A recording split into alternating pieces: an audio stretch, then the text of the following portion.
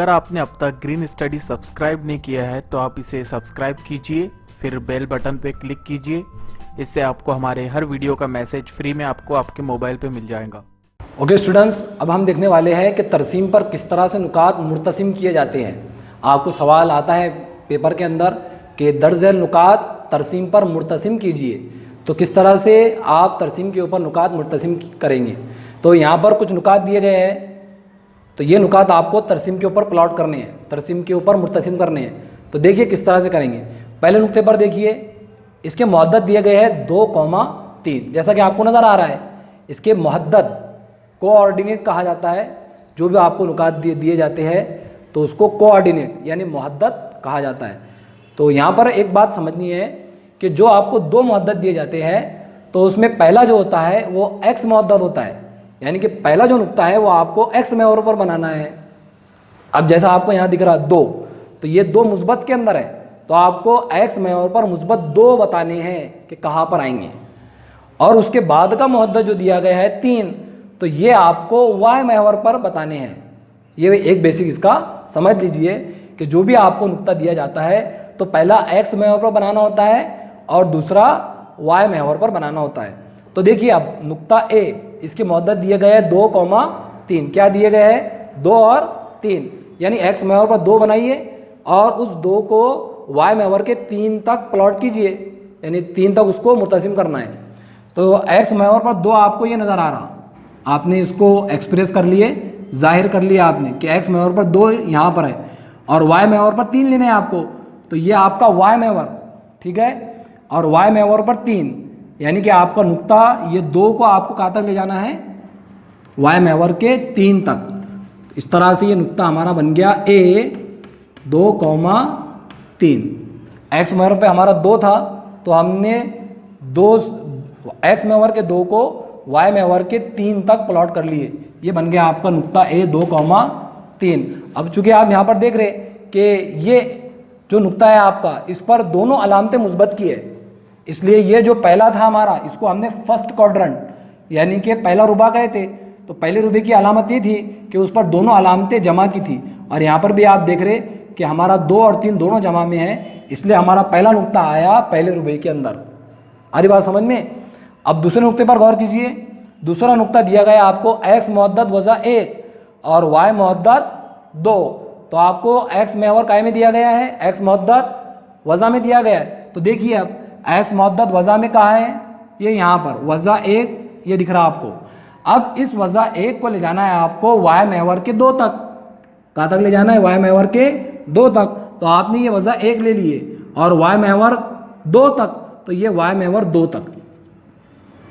अरे बात समझ में? ये आपने एक्सप्रेस कर लिए, ये आपने आपको जो दूसरा नुक्ता दिया गया था इसको आपने बना लिए, मुर्तसिम कर लिए। वज़ा 1,2 ये आपको दिख रहा, वज़ा 1,2। अब जैसे ही आपने इसको प्लॉट किए, जैसे ही आपने इसको बनाए, तो इसके आगे इसका नाम दिया गया था बी और इसके मुहद्दद दिए गए थे वज़ा 1,2। इस तरह से जो है तो नुकात बनाए जाते हैं। हमारी बात समझ में?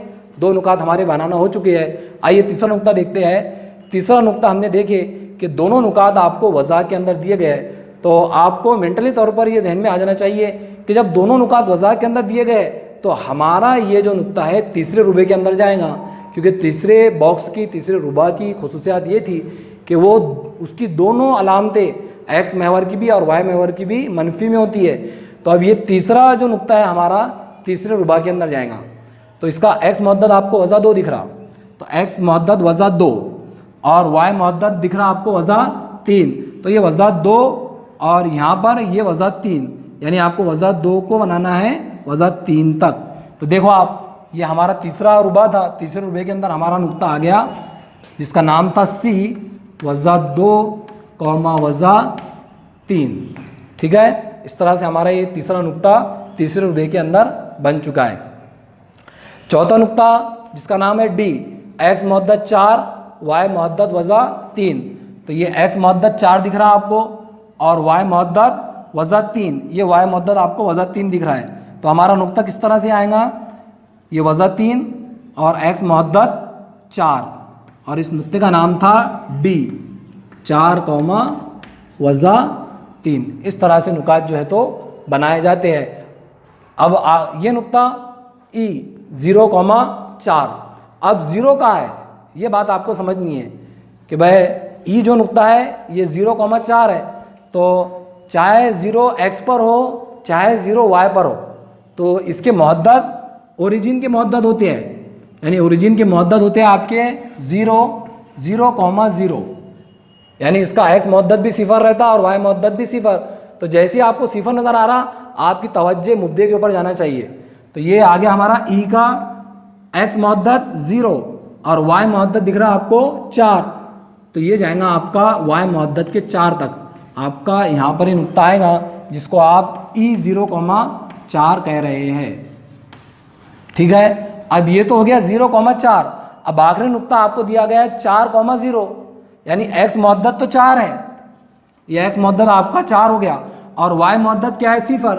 तो सिफर को आप चाहे वो x हो या y हो यही लेते हैं, तो ये यहाँ पर बनेगा आपका f 4,0, यानी कि ये बात समझ में आई हमारे कि अगर किसी नुक्ते का, ये यहाँ पर अगर किसी नुक्ते का x मुहद्दद सिफर हो तो वो y महवर पर बनता है, और अगर किसी नुक्ते का y मुहद्दद सिफर हो तो वो x महवर पर मुर्तसिम होता है। तो इस तरह से जो है स्टूडेंट्स तरसीम के ऊपर नुकात बनाए जाते हैं। उम्मीद करते हैं स्टूडेंट्स कि आपको ये नुकात तरसीम के ऊपर बनाना समझ में आए होंगे।